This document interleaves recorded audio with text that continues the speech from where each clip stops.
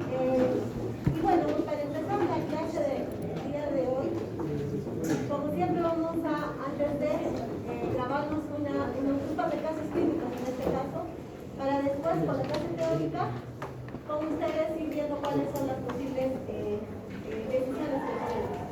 Bueno, como primer caso vamos a ver una persona de 30 años que va a ingresar por trabajo de parto, tiene edad gestacional según ecografía de 36 semanas. Los antecedentes de la historia clínica mencionan una diabetes gestacional e hipertensión pulmonar. Aparentemente ya rompió bolsas, el líquido amniótico está claro y le han hecho un monitoreo fetal donde muestran alteración en categoría 2 o DIX2 que conocemos. El trabajo de parto es inminente y el personal de obstetricia, que es el que evalúa a la gestante, nos llama a nosotros que somos parte de la atención de esta recién nacida. Entonces, lo que nosotros tenemos que decidir es en base a qué o qué preguntas me voy a hacer yo para tomar las decisiones para la atención de este bebé cuando nazca y cuáles van a ser las acciones en función a estas preguntas. El otro caso es un recién nacido de 38 semanas que nace de parto vaginal con líquido amniótico claro, no hay factores de riesgo. Pero cuando nace, este bebito no tiene buen tono, no respira ni llora. La decisión que yo tengo que tomar es, ¿qué voy a hacer con este paciente? Pasan 15 segundos y lo que yo ausculto es la frecuencia cardíaca y está en 70 por minuto. ¿Qué significa eso? ¿Qué decisión tengo que tomar? Pasan otros 15 segundos y la frecuencia cardíaca sigue bajando. Está menor a 60 por minuto. Perdón, ahí hubo una confusión. ¿Y qué decisión tengo que tomar en función a eso? Justo la charla de hoy día es acerca de nuestro manejo en el paciente crítico neonatal. Hay varias guías, tanto para paciente adulto, paciente pediátrico y en este caso paciente neonatal. Estas generalmente van a ser dadas por varios organismos y la que la mayoría de nosotros utilizamos es la que da la Asociación Americana del Corazón. Y ellos cada cierto tiempo, cada 3 o 4 años, van renovando las guías de RCP. Y estas guías nos ayudan a nosotros en el manejo. Se van actualizando porque hay ciertas decisiones que con el transcurso del tiempo van a ir cambiando. En nuestro caso, la última guía que tenemos es la 8ª edición y es del año 2021. Entonces, la charla de hoy día la vamos a basar en base a esta guía porque es la que nosotros estamos manejando. Vale la aclaración que hasta para nosotros, que somos los que manejamos principalmente recién nacidos, o aquellos colegas pediatras que también manejan pacientes pediátricos, o hasta los adultos, cada cierto tiempo tenemos que recertificarnos para la reanimación. En realidad, la charla de hoy día que les voy a dar para 45 minutos, a veces es un curso de 2 o hasta 3 días, con exámenes para nosotros estar certificados no solo en el RCP básico, sino en el avanzado. Así que el hecho de poder, digamos, adquirir las destrezas y mayor capacidad resolutiva, más es en cuanto a la práctica. Mientras más lo practiques, vas a poder medirte mejor los tiempos, vas a tomar más rápido las decisiones y la idea es que podamos tratar de hacer una correcta reanimación en el tiempo adecuado para que también la evolución de este paciente sea más adecuada. ¿Listo? Entonces hoy día vamos a resumir esto. Para empezar, la guía que menciona ciertos acápites porque es importante que nosotros veamos qué diferencia hay de un recién nacido en comparación al otro tipo de población en general. Se dice que el 85%, o el 85% de los recién nacidos van a empezar a respirar durante los 30 segundos posteriores al parto. Es decir, si ustedes reciben un recién nacido, tienen 30 segundos para que este bebito respire. La mayoría lo va a hacer. Acá dice el 85% de los que nacen a término. El 10% van a respirar después de lo que seca y estimula. O sea, ¿eso qué quiere decir? Que un porcentaje pequeño tal vez no va a respirar al nacimiento, pero si tú lo estimulas, si tú lo secas, va a llorar.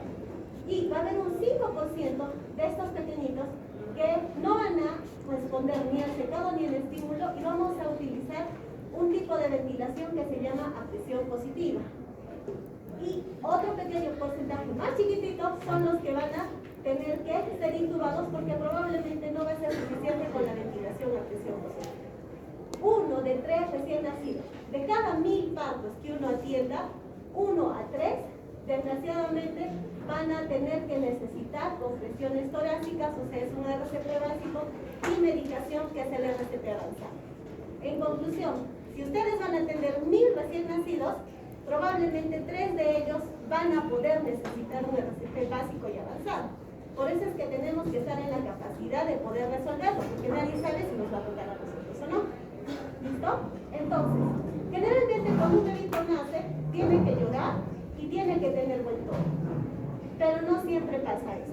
Cuando nosotros vamos a recibir a los recién nacidos, la idea es que nos nazcan así, pero algunos bebitos pueden nacer plácidos, puede ser que no lloren y que requieran una asistencia más allá del secado y la estimulación.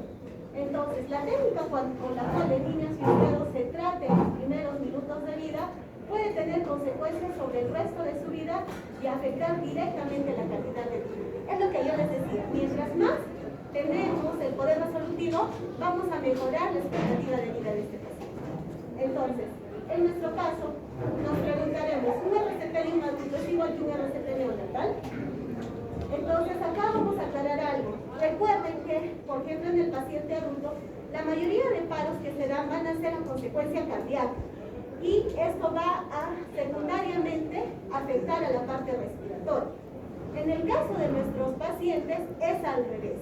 En nuestro caso, la mayoría de paros van a iniciarse por la parte respiratoria. O sea, vamos a tener primero una alteración respiratoria. Puede ser prematuridad, puede ser por algún antecedente de patología pulmonar y eso recién va a llegar a la parte cardíaca. Es por eso que se van a dar cuenta que los pasos que vamos a seguir priorizan lo que es la atención en cuanto a la función respiratoria y lo vamos a vigilar con la función cardíaca. Ahora, recordemos que todo bebito cuando nace o recién nacido tiene que llorar, pero no siempre va a pasar eso. En la adaptación del intraútero, cuando sale el recién nacido, en teoría, si es que es una adaptación normal, tendríamos que tener esa respuesta. De llanto enérgico, buen tono. Pero ¿qué pasa? Que no siempre va a pasar esto. Entonces vamos a tener recién nacidos que van a nacer con una respiración irregular, puede ser que no respiren, lo que nosotros denominamos apnea, o tenga taquimia. Puede ser que cuando nazca la frecuencia cardíaca esté lenta o rápida, tendrá arritmia o taquicardia o bradicardia. Que no tengan tono, falta de tono, que la piel esté pálida o esté cianótica, y cuando yo lo saturo, la oxigenación esté baja. La presión le tomo y también está baja. O sea, todas estas son alteraciones que pueden pasar en mi recién nacido y eso me ayuda a mí a tomar una decisión. Entonces, yo sé que no lo ven todo, vamos a poder ampliar parte por parte. Este es el algoritmo que nosotros vamos a seguir en la atención desde que recibo a mi bebé. Es más, desde que yo ya sé qué voy a recibir hasta el hecho de llevarlo a una unidad de UCI después de haber por lo menos dado, aquí está el algoritmo, es el RCP básico y avanzado, incluso con medicación. Entonces, todo esto lo vamos a resumir el día de hoy y vamos a empezar por la primera parte de este algoritmo, que es la evaluación previa y preparación para la reanimación. Cuando yo voy a recibir un recién nacido, tengo que saber qué tipo de paciente voy a recibir. No es cuestión de ir corriendo y extender mi pañal y a ver qué me sale. No, siempre tenemos que estar anticipados, porque la mejor manera de responder es estando preparados para todas las opciones. Entonces, la guía te menciona lo siguiente. Tienes que preguntarte estas 4 preguntas. ¿Cuál es la edad gestacional del recién nacido que yo voy a recibir? ¿Es un prematuro? ¿Es un atérmino? ¿Es un postérmino? ¿Cómo es la característica del líquido?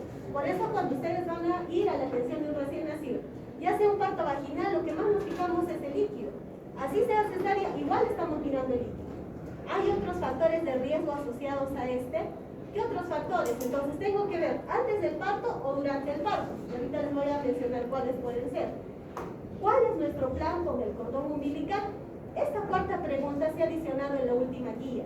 ¿Por qué? Porque también se ha visto que es importante que nosotros decidamos, ya desde que voy a recibir al bebé, ¿qué voy a hacer con ese cordón?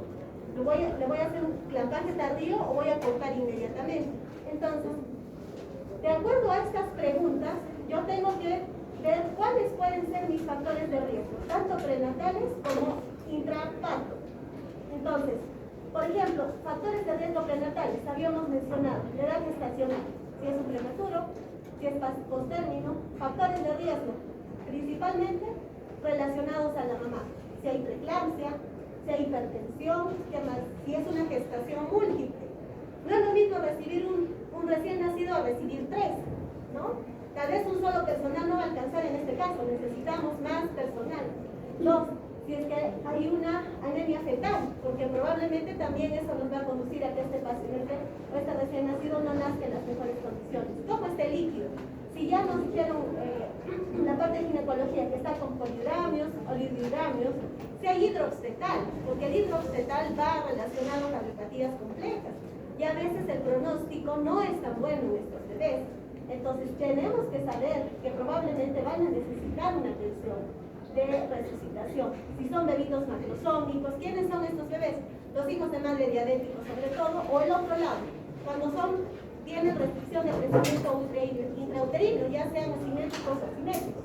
Deformaciones o anomalías fetales significativas. La parte de ginecología fetal está avanzando bastante y ya nosotros intraútero podemos determinar si es que tienen ya como antecedente una cardiopatía compleja, una malformación abdominal, una malformación quirúrgica de cualquier lado, una malformación a nivel esquelético, entonces ya yo voy preparado para eso. E intraparto, ¿por qué ha sido una cesárea de emergencia? ¿Qué pasó?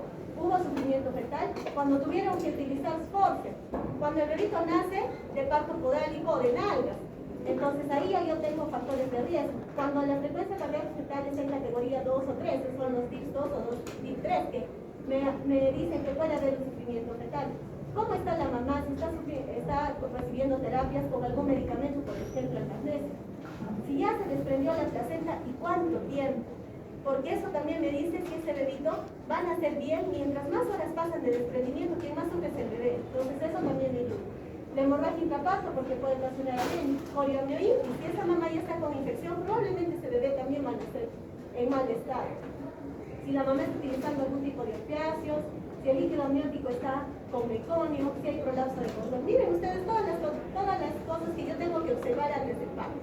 Entonces, vuelvo a decirles, no es solamente recibir al bebé, sino tengo que saber qué tipo de paciente voy a recibir. Entonces, lo que nosotros hacemos como personal es lo siguiente.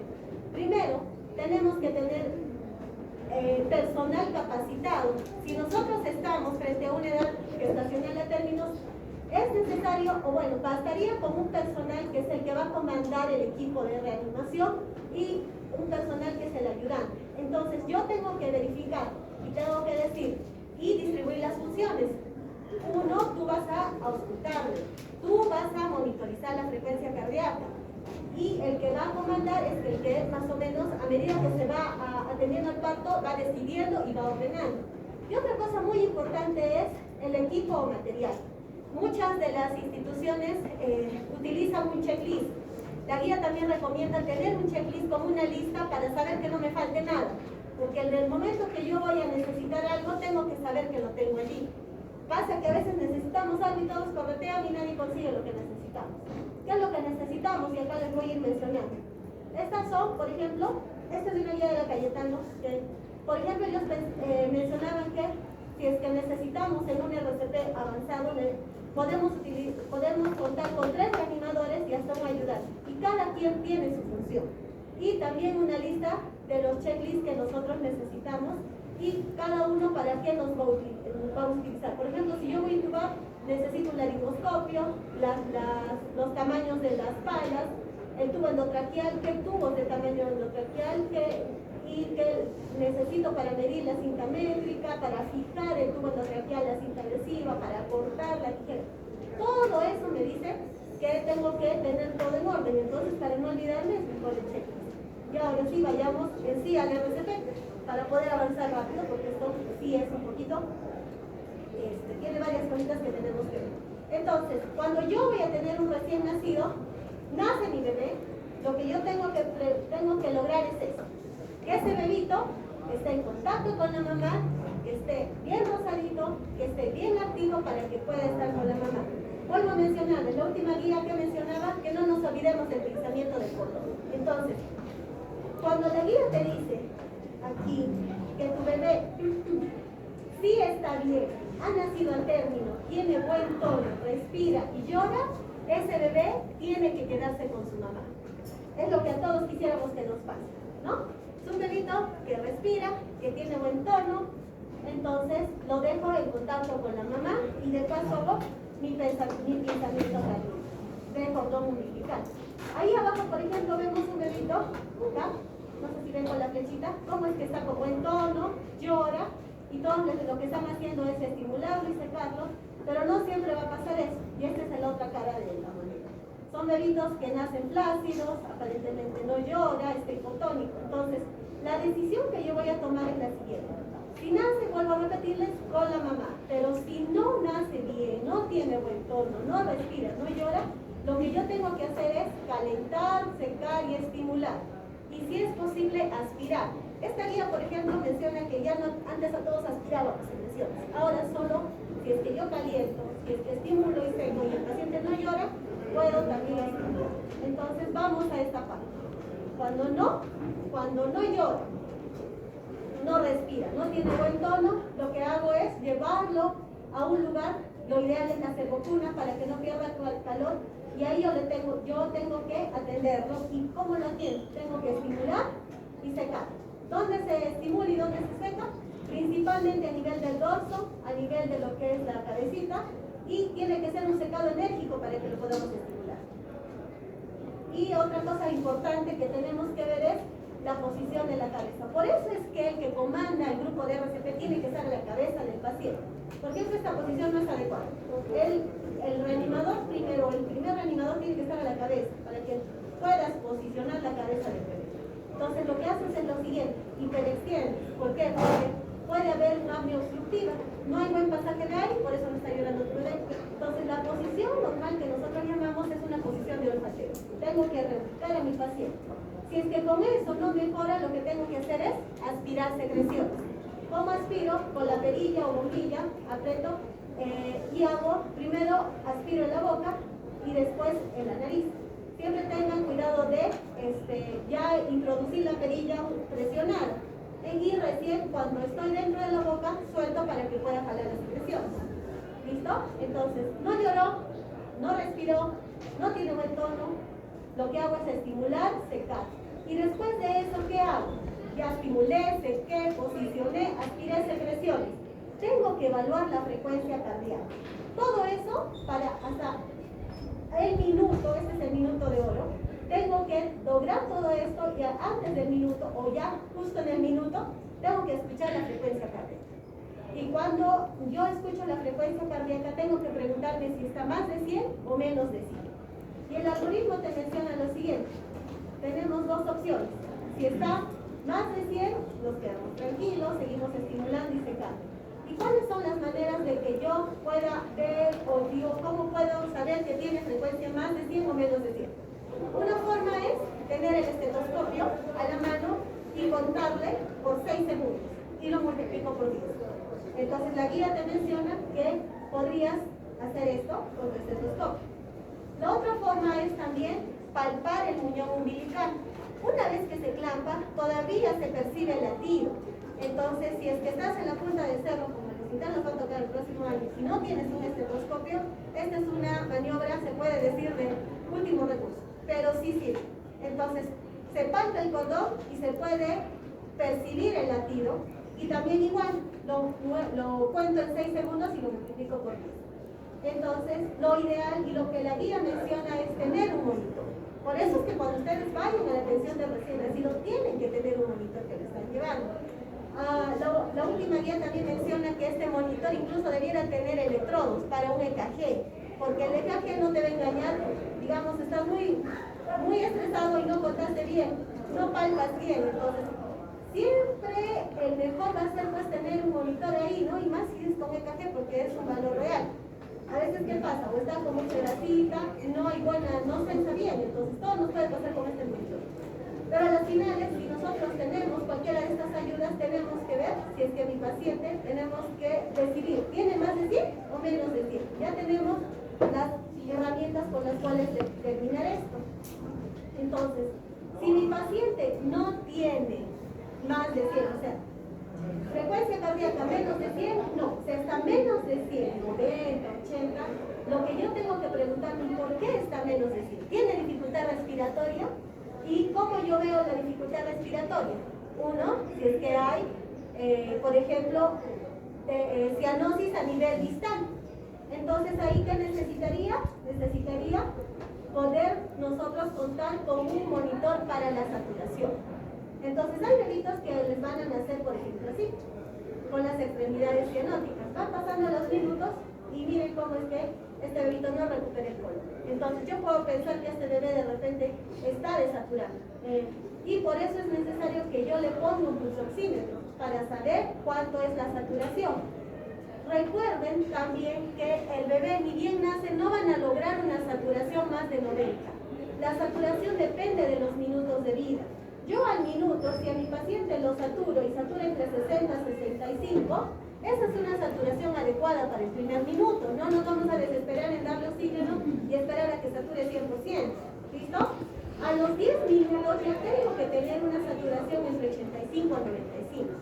Muchas de las instituciones donde recibimos recién nacidos, es más, tenemos esta tablita pegada en la incubadora para que nos ayude, o en la servocuna, ¿no? Para ir viendo por los minutos, porque a veces se te va el tiempo. Entonces acá con esto te puedes ir ayudando.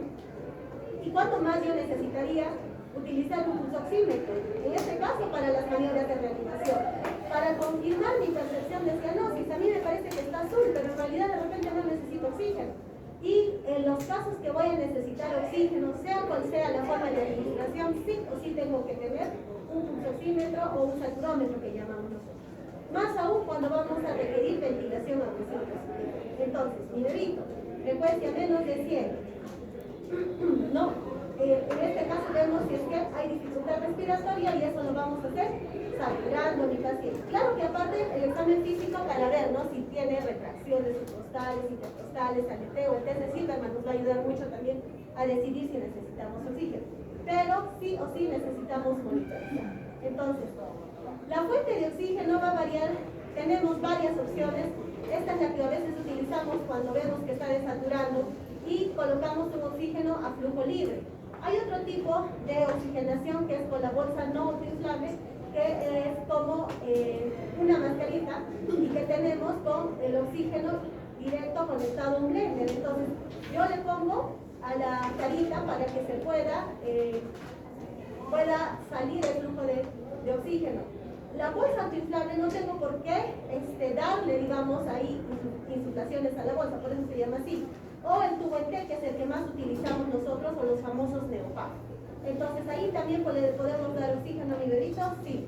Y es en T se llama eso, ¿no? Ahora, lo que sí menciona la guía es que si yo tengo, este es el famoso OMBU, que si esta es una bolsa autoinflable y acá está la mascarita, entonces la idea no es insuflar y no poner la mascarita en la boca del bebé. No, esa no es una forma adecuada de dar. Una de dos.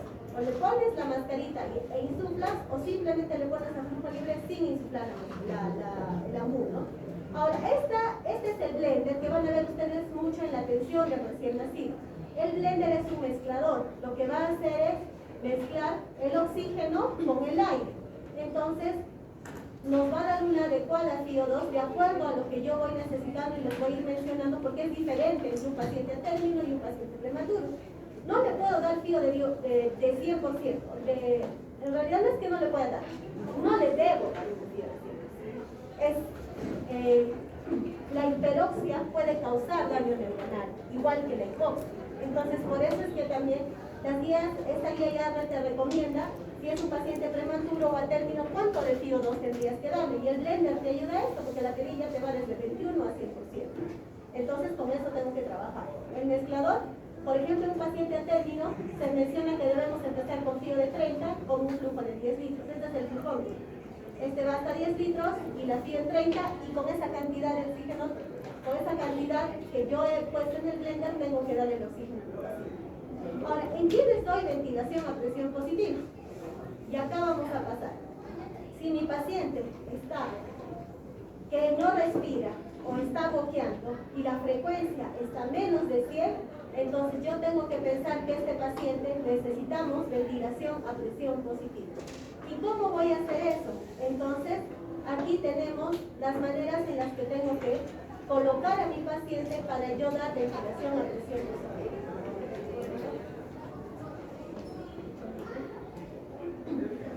Entonces vamos a hacer lo siguiente.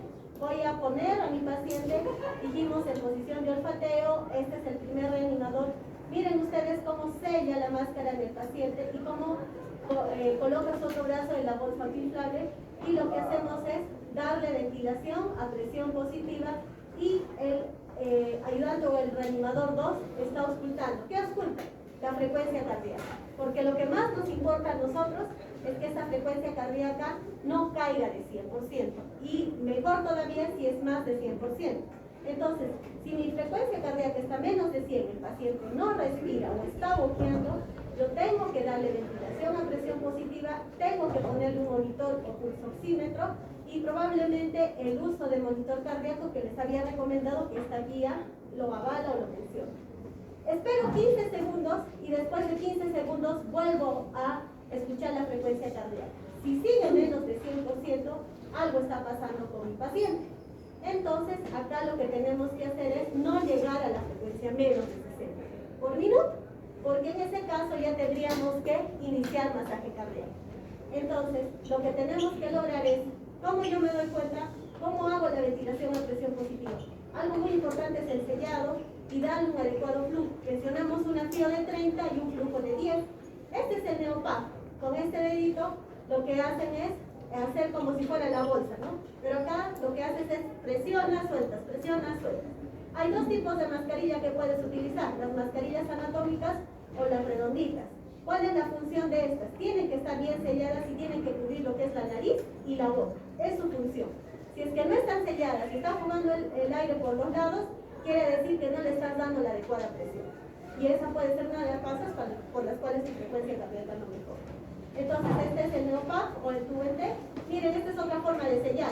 Acá de repente está jugando, y cómo es que ya sella con las dos manos. Esto es solamente el primer reanimador. Acá tenemos la ayuda del segundo reanimador. Mientras que las otras personas, ¿qué están haciendo? Están tomando la frecuencia con el monitor, el pulsoxímetro probablemente, el otro paciente está auscultando, el otro reanimador está auscultando. Cada quien tiene su función. Entonces lo que vamos a hacer es lo siguiente: cuando yo voy a dar ventilación a presión positiva, tiene que tener un ritmo para no darle muy rápido o muy despacio. Entonces, por ejemplo, nosotros ahí vamos cantando. ¿Qué se dice? Respira 2, 3, respira 2, 3, respira 2, 3. Ese es el ritmo que yo tengo que hacer. Y cuando yo digo respira, tengo que insuflar. O si estoy con el tubo en T, tengo que apretar. Entonces respira 2, 3, respira 2, 3, respira 2, 3. Cuando sean internos se lo van a apretar de memoria, porque van a estar ahí anunciando al paciente. ¿Listo? Entonces igual cuando tengo la bolsita es respira 2, 3, respira 2, 3. Ese es el ritmo para lograr una adecuada insuflación y una frecuencia respiratoria adecuada para un recién nacido. No es darle pues todo el rato, ¿no? O no es darle como un adulto. El adulto se da 40 compresiones por segundo. Entonces el ritmo para nuestros delitos es este: respira 2, 3, respira 2, 3.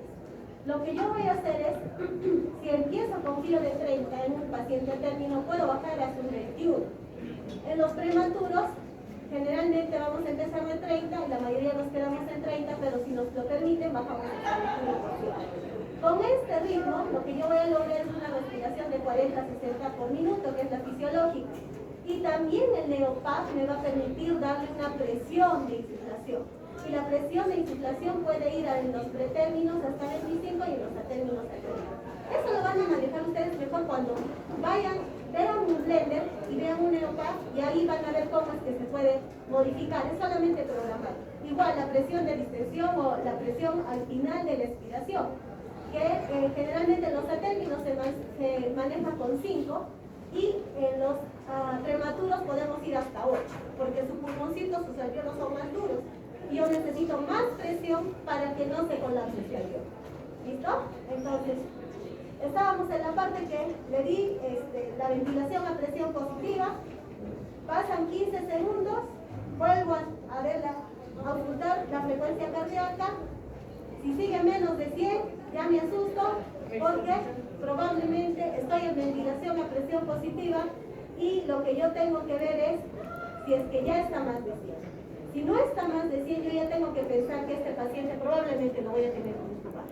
Y cuando lo tengo que intubar, yo tengo que estar pensando qué tubo endotraqueal, que aliste mi laringoscopio. Entonces, lo que hago es garantizo una ventilación adecuada. Antes de pasar a la intubación, tengo que ver si lo que yo estoy haciendo está bien. Y acá está un acrónimo que es el Mr. SOPA. ¿Cómo yo me doy cuenta que está bien? En primer lugar, lo que hago es corrijo las maniobras que estoy haciendo. Si la máscara está suelta, la ajusto. Si es que el cuellito está muy extendido, tengo que hacer en posición de olfateo, o muy flexionado, posición de olfateo. Reubico la vía aérea. ¿Qué más tengo que hacer? Si veo que le estoy dando ventilación a presión positiva y está saliendo secreción por la boca, cojo mi perillita y aspiro secreciones. O algunos tenemos un aspirador con una sondita, con la sondita también se aspira secreciones. Trato de corregir todo como para mejorar la amplexación y que mi frecuencia esté más de 100. Otra cosa que tenemos que hacer es la presión. Recuerden que le doy una adecuada presión. Si todavía tengo un límite, empecé con una presión en 14, 15, tengo para 20, le puedo ir aumentando a fin de que podamos mejorar. Por ejemplo, dice aumento de la presión en incrementos de 5 a 10, máximo hasta 40. Y si es que ya con todas las maniobras que he hecho no hay manera, sigo auscultando frecuencia menos de 100, probablemente ya tendré que decidir en colocar un tubo endotraqueal, porque si coloco un tubo endotraqueal, estoy viendo la posibilidad del siguiente paso, que es el masaje cardíaco. ¿Listo? ¿Cuánto tiempo tengo para decidir entre eso? 30 segundos, entre la primera frecuencia cardíaca menos de 100 hasta que vuelva a auscultar, y la idea es que en 30 segundos tengo que mejorar esto. Si no mejoro y la frecuencia está menos de 60, entonces tendremos que pasar a la intubación endotraqueal. Y en la intubación endotraqueal lo que vamos a hacer es lo siguiente. Vamos a tener que tener otra vez al paciente en posición de olfateo. El reanimador tiene que estar a la cabeza del paciente y va a tener que utilizar un laringoscopio y colocarle un tubo endotraqueal. El personal, el reanimador 2 y 3 van a estar probablemente monitorizando, auscultando la frecuencia cardíaca y viendo una vía de acceso central. Siempre te tienes que adelantar al siguiente paso que puedas necesitar. Ya estás dando ventilación a presión positiva, piensa que vas a intubar. Ya estás intubando, piensa que vas a dar masaje cardíaco. Ya estás dando masaje cardíaco, piensa que vas a utilizar medicamentos. Entonces, acá está nuestro equipo solo para colocar un tubo endotraqueal. Tenemos un laringoscopio, el mango, las palas que dependen al peso del paciente, un estetoscopio para la frecuencia cardíaca, los tubos endotraqueales de acuerdo a tanto al edad estacional y al peso, el centímetro, una sonda para aspiración y para fijación del tubo. Esta es una máscara laríngea, más se utiliza en pediátricos, lo describen para pacientes neonatales, pero en realidad lo que más he visto y en la práctica utilizamos son los tubos endotraqueales. Acá, por ejemplo, no tenemos máscaras laríngeas chiquititas, ¿no? Entonces, por eso es que ya nos aseguramos con el tubo endotraqueal.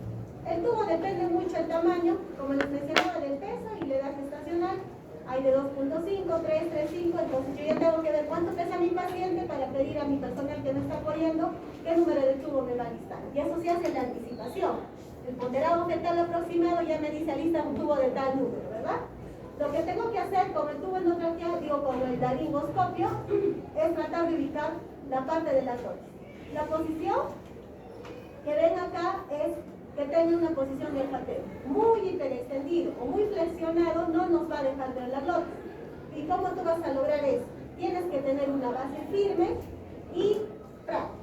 ¿Por qué? Porque la base firme te va a ayudar a fijar la cabeza y con la mano que dominas es la que tiene que estar libre para coger el tubo, y la otra mano es la que va a utilizar o va a coger el laringoscopio a nivel del mango, porque la pala es la que se va a introducir hasta la glotis del paciente. Y miren ustedes cómo es que se hace la maniobra. Se coloca, se introduce de un lado, lo que se hace es tratar de ir para afuera. Cuando uno introduce lo tienes que jalar para afuera. Otros hacen lo que es palanca, ¿no? Entonces la palanca no te va a ayudar a ver la glotis, más al contrario, te va a llevar al esófago e intubas esófago. Entonces eso también es claro. Miren ustedes cómo acá le están intubando, cómo es la posición. Probablemente la mano que tiene más habilidad acá es la derecha, los que somos diestros, y lo que tratan de buscar es primero, con la pala, botan la lengua para arriba y lo que se trata de encontrar es tanto la valécula como con el epiglotis. Por eso es que tiene una linternita y tú vas mirando por allí y es lo que tienes que encontrar. Colorín colorado, cuando tú entras a la glotis, lo que tienes que encontrar es esto. La epiglotis, la glotis, que son las cuerdas vocales, y cuando el bebito está llorando van a ver que esto se abre y se cierra, ¿no? Entonces eso te da mayor seguridad de que estás en el lugar correcto e introduces tu tubo endotraqueal. ¿Cuánto tiempo tienes para hacer eso? 30 segundos. Tiempo suficiente para poder entrar al tubo. Ahora, ¿cuánto del tubo yo lo introduzco? Hay varias opciones. La más práctica es, miras el peso del bebé y le sumas más 6. Pesa 2 kilos, más 6 son 8. Introduces el tubo hasta 8 centímetros. Pero la guía también menciona que podrías tú hacer una medición DNT, que es mides desde la punta del tabique nasal hasta el trago de la oreja, y lo que haces es eso, agregas 1 centímetro. Entonces, por ejemplo, mide acá 8 centímetros más 1 sería 9. O sea, DNT más 1. Hay otras tablas también, de acuerdo al peso o a la edad gestacional, cuánto tendrías que introducir, ¿no? Como les digo, la forma más práctica, la medición o el peso más 6, es lo que más utilizamos. Una vez que yo he introducido el tubo, tengo que verificar que estoy a nivel de la carina, que no se haya ido a un lado, o sea, a un pulmón más que en el otro. Generalmente más se va al lado derecho, entonces es imposible, tenemos que sí o sí auscultar para que esté el murmullo simétrico. Muchas veces, como les digo, no muchas, pero algunas veces se puede ir al esófago, entonces también tenemos que ver que no pase el murmullo al esófago. Cuando ustedes sienten que suena bastante la orbita y sin probablemente te fuiste al esófago. Una vez que verifiques que estás en vía aérea, lo que tienes que hacer es fijar ese tubo para que no se mueva y para conectarlo probablemente a un tubo T o a un ventilador metálico. Entonces, cuando yo veo que pese a que le he intubado, lo he conectado a la MU y voy dándole ventilación y la frecuencia cardíaca no sube o no amplexa mi pulmón o está desaturando, yo tengo que ver lo siguiente. De repente mi tubo en toda la maniobra que he hecho se movió hasta se pudo haber salido. Siempre tengo que verificar que donde lo fijé esté. Nos ha pasado, a veces confunden el 9 con el 6, no sé qué les da. Fijamos el 9 y después revisamos si está en el 6. Ya se salió ese tubo. Entonces tenemos que fijar. Obstrucción del tubo orotraqueal. Eso también es importante. Cuando tienes secreciones, pacientes que nacen con síndrome de aspiración meconial, el líquido verde, que es puré de arvejas, obstruye el tubo. Entonces eso también nos puede dar lugar a que no haya una adecuada insuflación. Ahora, ¿qué pasa cuando insuflas mucho? Cuando le das mucha presión. Puedes romper el pulmón y hacer neumotórax. O en el último caso, a veces no es el paciente, no es el tubo, es la máquina. El neopajo, el ventilador se llenó de secreciones, el sensor de flujo no funciona, entonces también tenemos que revisar. Y si pese a eso no siempre mejora la frecuencia cardíaca, ya tenemos que asustarnos porque probablemente vamos a iniciar a hacer compresiones torácicas. Si mi frecuencia cardíaca está menos de 60, no me va a bastar con incubarlo y darle ventilación a presión positiva. Tengo que iniciar las compresiones torácicas.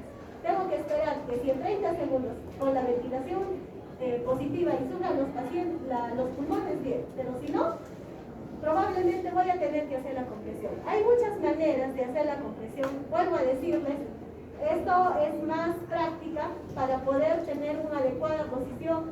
Probablemente esta es una de las formas en donde más hacemos la reanimación. Miren ustedes como un reanimador ya está dando ventilación, ya está intubado, el paciente está con el neopajo tubo en T y está ventilado 3, ventilado 3. Pero una vez que hago las compresiones torácicas, la podemos hacer de este modo y es la más recomendable a nivel de los al tercio inferior del esternón, y lo que se hace es tratar de comprimir de 1 a 2 centímetros.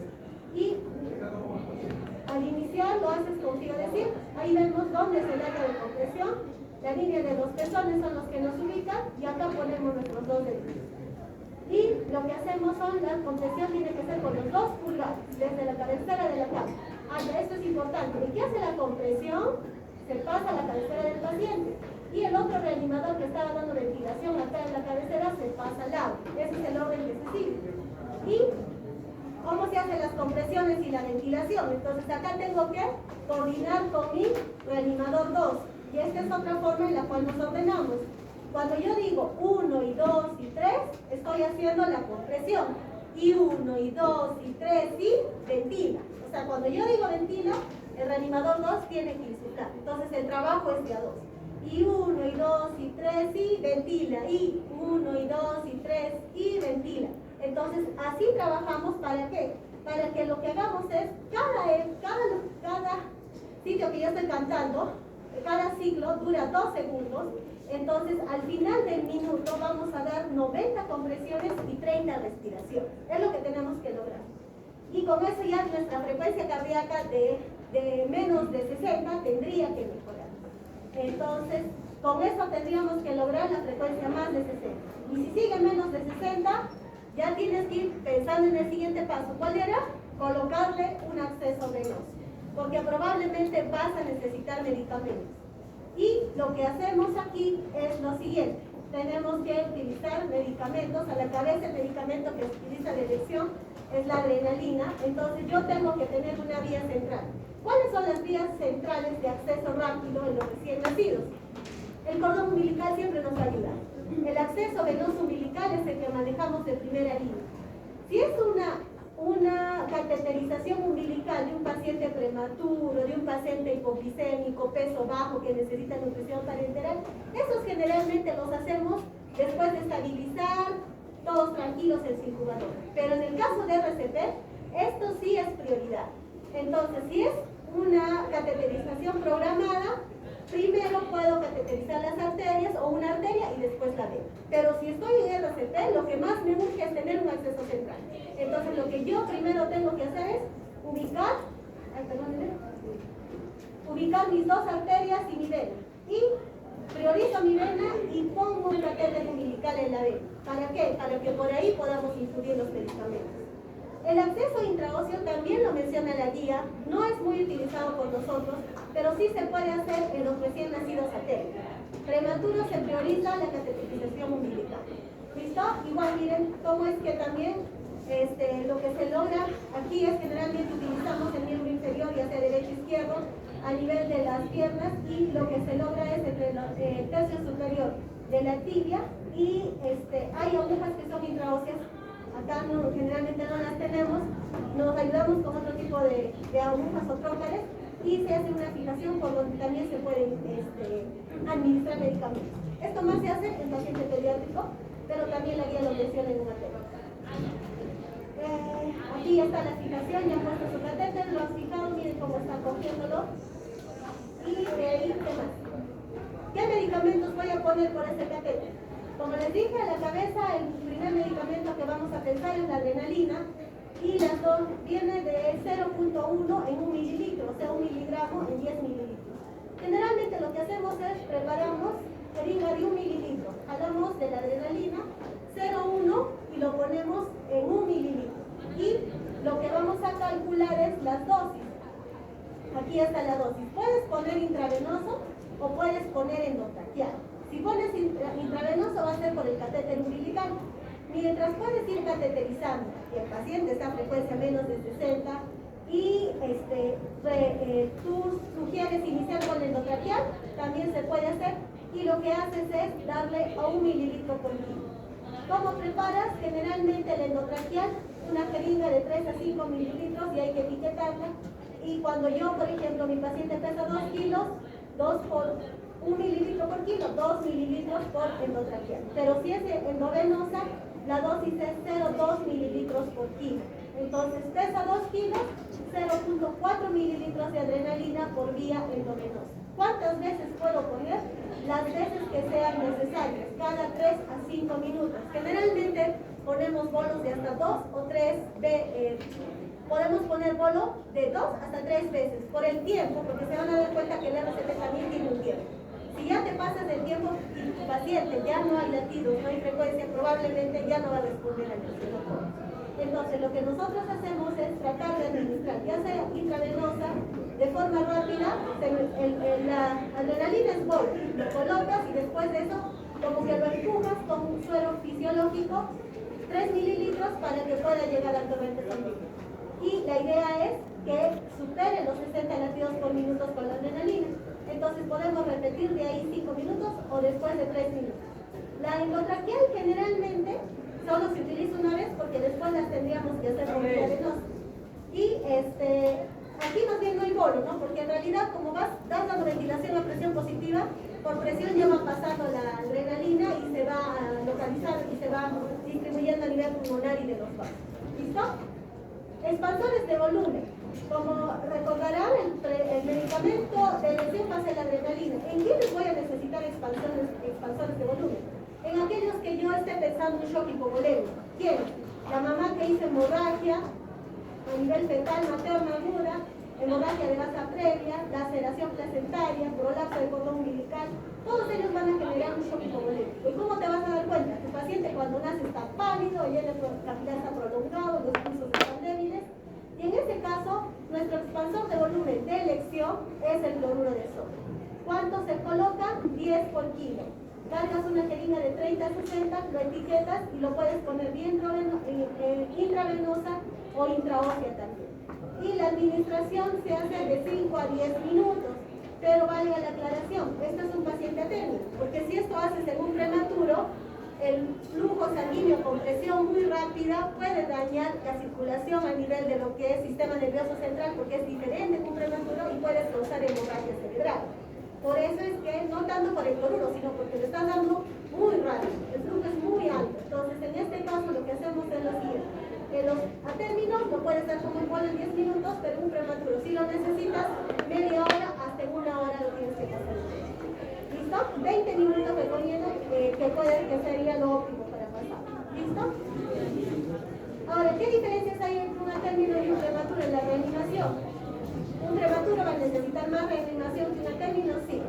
Ellos pierden más rápido calor, los órganos son inmaduros, tienen pequeños volúmenes, hacen hipoglicemia. Necesitamos acá tener aparte del personal capacitado, porque la mayoría de prematuros probablemente van a necesitar intubación.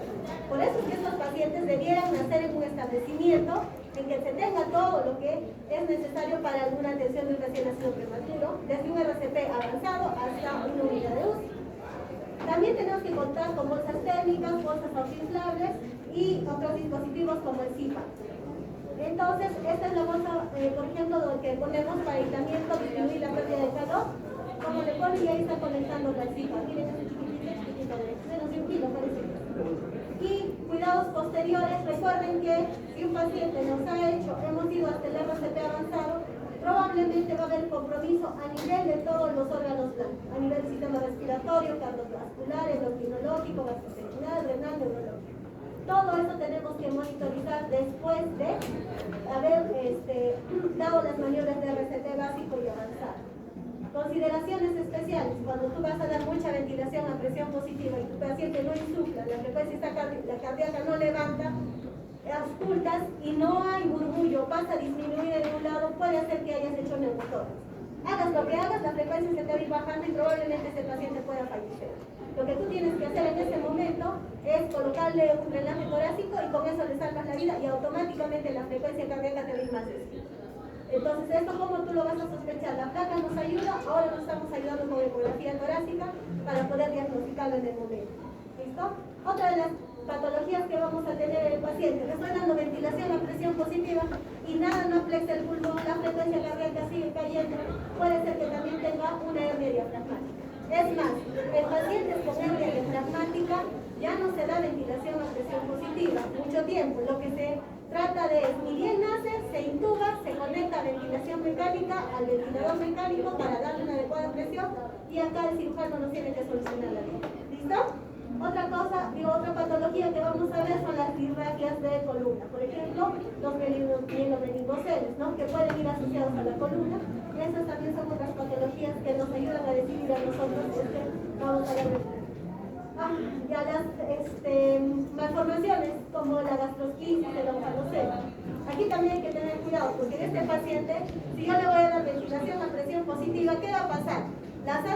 El aire entra a la vía aérea, pero también pasa a la vía digestiva, al esófago, al estómago, y las asas intestinales se pueden salir más de la que estaban, sobre todo en las gastrosquisis. Por eso también en ellos se recomienda, si vas a dar ventilación, igual, mejor intúbalo y conéctale un ventilador para tú controlar mejor las presiones. Y obviamente no vas a poder cateterizar. Si te hace falta bebé, estamos en problemas, tendrías que colocarle una intraósea, ¿no? Reanimación en caso casos especiales, en quienes yo tengo que pensar en reanimar o no reanimar. Recién nacidos, prematuros, estamos reanimando cada vez a más chiquitos. Antes, por ejemplo, la anterior guía te mencionaba menor a 26 semanas, menor a 26 semanas, ya no reanimábamos, ¿no? Ahora sí se está reanimando. Lo que sí, más bien, lo que la guía menciona, acá me he equivocado, es a 23 semanas. Menor a 23 semanas ya no reanimamos, ¿ya? La guía te menciona, ahora si pesa 400 gramos, tampoco reanimas. Generalmente los que están ya con 29 semanas, ya pesan 600, 700 gramos. En ellos todavía estamos reanimando y sí con buena expectativa, claro que con todo el trabajo que yo mencioné, ¿no? Malformaciones congénitas, ¿en quiénes tendrías que pensar en reanimar o no reanimar? En aquellos que no tienen o hay diagnóstico prenatal de anencefalia. O sea, si no tenemos masa cerebral, probablemente tarde o temprano este paciente, pues la expectativa de vida no es buena. Entonces en ellos ya se conversa con los papás, se hace un manejo conjunto y ya probablemente cuando nazca no se reanima. Y dentro de las cromosomopatías, antes la 18, sobre todo la 18 se veía si se reanimaba o no, ahora sí se reanima. La única que sí está en observación es la trisomía 13, pero con confirmación genética. O sea, si tú estás seguro que ese paciente tiene trisomía 13, ya están haciendo estudios genéticos intraútero, entonces ya los preparas a los papás y tú sabes que no hay que reanimar. Pero si es que no tienes esa certeza, igual lo reanimas. ¿Listo? Este tipo de decisiones no es fácil, porque muchas veces se tiene que decidir entre hacer algo más o no hacer por el paciente. Entonces siempre tenemos que tratar de conversar con los papás acerca del pronóstico para que esto sea un acuerdo mutuo. Hay ciertas situaciones en las que los papás, pese a todo, quieren que se les reanime. Entonces en ese caso igual se tiene que hacer todo para poder nosotros intentar darle una expectativa. Tal vez no se corta, pero depende mucho del contexto. Esto siempre se trabaja con los papás. ¿Y cuánto tiempo reanimo?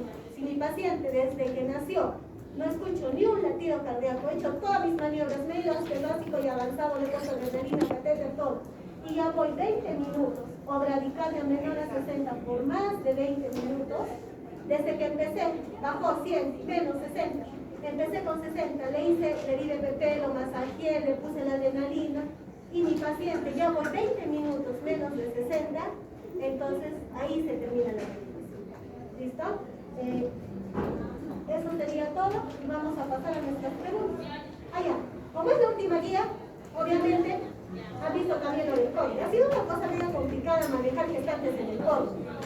Lo que sí ha demostrado es que no necesariamente las gestantes podían contagiar a su bebé, pero lo que sí ha recomendado la guía es que frente a toda sospecha de gestante con COVID, y nosotros hemos tenido que atender así a los recién nacidos, como ocultados, y todos estábamos con toda la máscara, con todo el mameluco, era complicado. Ahí nos ayudábamos con el monitor, porque no te podías poner el estetoscopio. Es más, estábamos con las máscaras y te empañaba y no veías ni siquiera el patrón respiratorio. Entonces ahí nos ayudaba bastante lo que eran los monitores. Lo que se recomienda en este caso es utilizar filtros, que también se ha utilizado bastante en los adultos. Máscara laringea, que valga la aclaración, nosotros no teníamos, así que hemos tenido que ver cómo hemos podido la glotis e intubarlos, y la videolaringoscopía, que es otra de las, digamos, aplicaciones, como un laringoscopio, pero que tiene su camarita, o lo ves acá y es más fácil introducir. Desgraciadamente en nuestro país eso no se hace alguna vez. Estos son los filtros que sí hemos utilizado. Estos se ponen en el ampú, para que este ampú, digamos que no se pueda, no pueden ir, ¿no?, los aerosoles hacia el ampú, más que todo para proteger esto. Entonces estábamos en nuestro paciente y ya vamos a terminar esta con todo. A ver, gestante de 30 años habíamos empezado. Ingresa de trabajo de parto, edad gestacional, antecedente, es una gestación prematuro tardío, 36 semanas. Tenía diabetes e hipertensión. Ya está en trabajo de parto. Está con líquido amniótico claro. Esto de los monitores categoría 2 como que está haciendo un DIPS 2, como un sufrimiento fetal, para aclarar. Ya está en trabajo de parto. Ya se va a salir el bebé. Estos del obstetra nos llaman a nosotros y nos dicen, doctora, van a hacer un bebito de la mamá de 30 años, tiene 36 semanas, pero la mamá es diabética y tiene hipertensión. ¿Cuáles son las preguntas que yo me hago? Entonces, vamos a ver. Uno,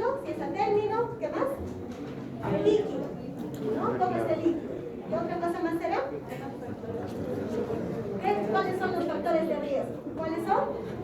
Diabetes e hipertensión. ¿Qué nos pasaría con la diabetes? ¿Qué problema nos traería con el bebé? ¿No? La hipertensión, esa hipertensión arterial. La preeclampsia, que en el bebé directamente, en este caso, por eso es que está adelantando un poco, o sea, un prematuro tardío, pero no es tan prematuro. Entonces, acá más me ayudaría, me preocuparía la diabetes, que asociada a hipertensión sí puede darme un hijo de madre diabética, ¿no? Entonces puede ser macrosomía, miocardiopatía hipertrófica. Y yo te diría ahí, ¿qué otra pregunta más nos falta? Ajá, entonces, si mi bebito ya está en trabajo de parto, ya está coronando, tiene 36 semanas y líquido amniótico está claro, ¿qué haríamos? Cuando lo recibimos, yo tengo que ver, ¿lo dejo con la mamá? ¿O me lo llevo a la servocuna para hacerle toda la receta? Entonces, tienes varias cosas a favor. De la gestacional te ayuda, el líquido también. Entonces, si este bebito llora, ¿cuáles eran las preguntas que teníamos que hacernos? Llora, tiene buen tono y le da gestacional. Si en el RCP no vemos el agua, ya el agua lo vamos manejando en función. Recuerden que al minuto ya tiene que tener frecuencia más de 100 y tiene que llorar. O sea, en teoría tendría que tener un buen agua, ¿no? Si no, ya la reanimación tenemos que continuar.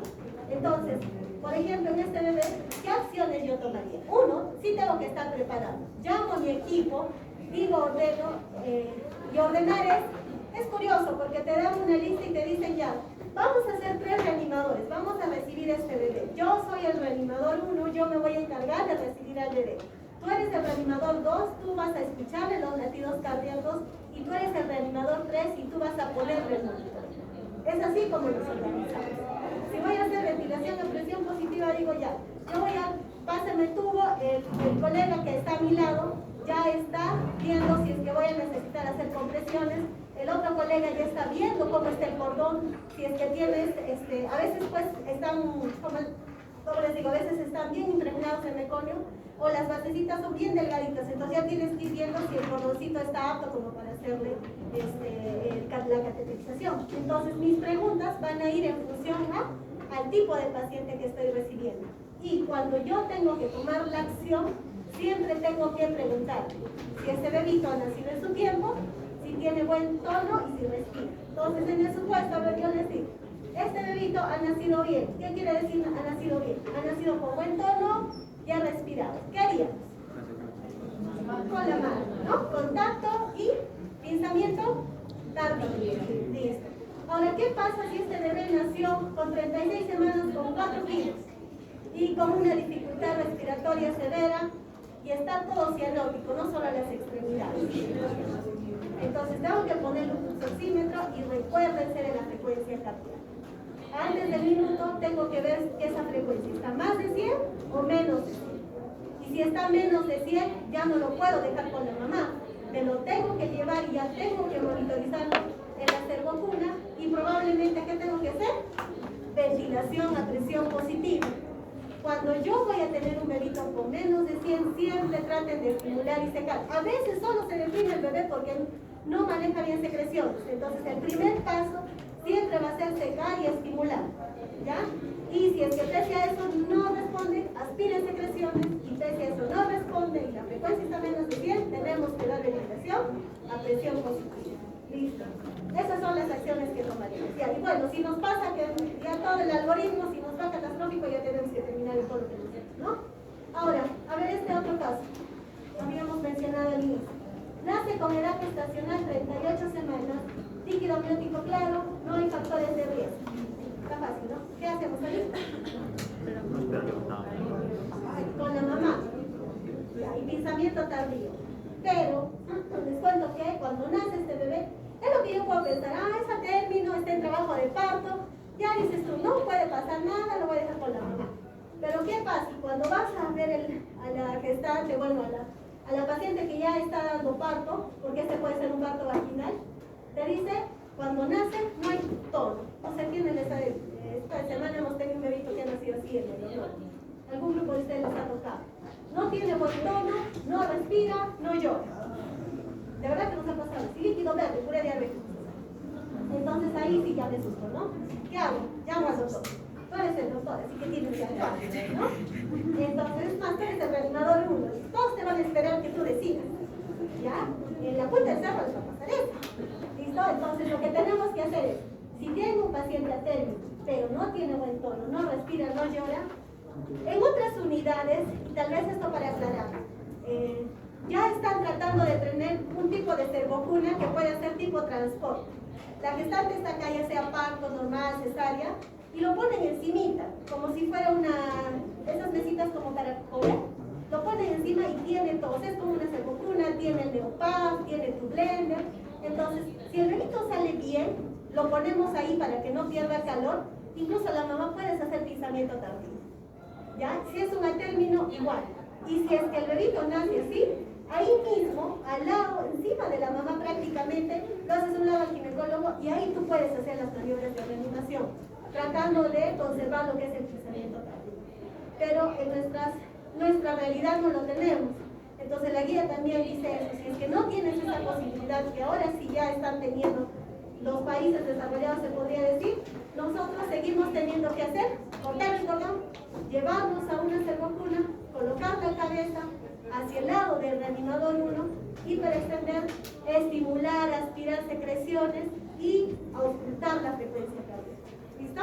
Entonces en este caso tendríamos que hacer eso.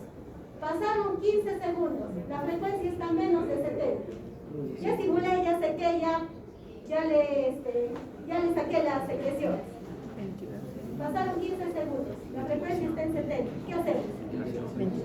Entonces, entre lo que estimulé y sequé, tengo un chance.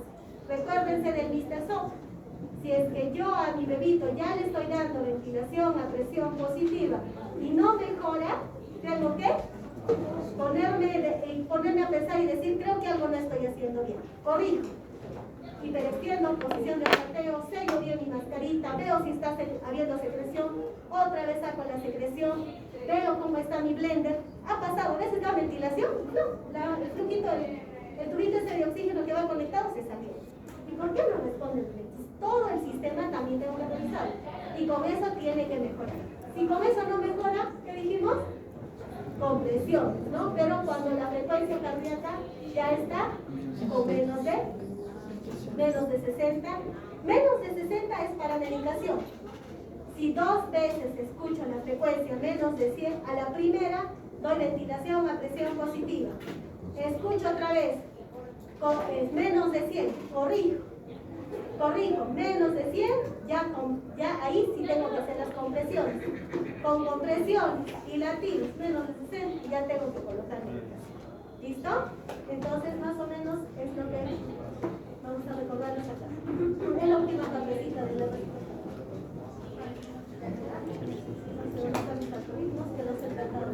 ¿Ya?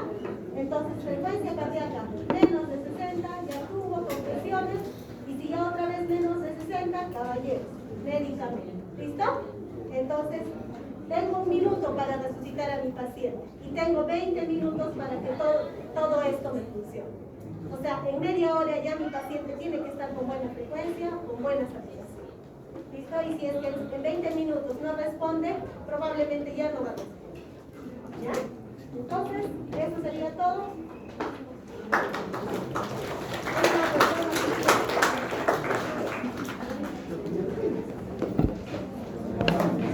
Bueno.